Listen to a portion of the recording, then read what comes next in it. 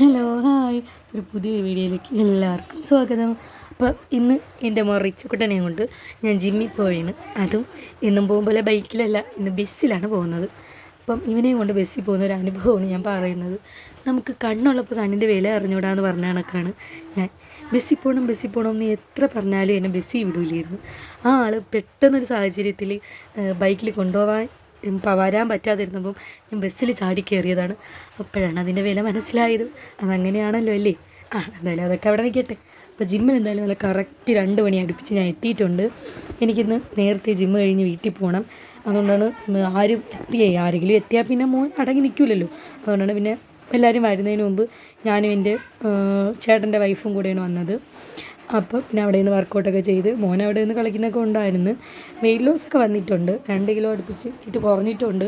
ഞാൻ 2 ആഴ്ച ആയതേ ഉള്ളൂ ജിമ്മിൽ വന്നിട്ട്. അപ്പോൾ എന്തായാലും നല്ലോണം വിയർത്ത്.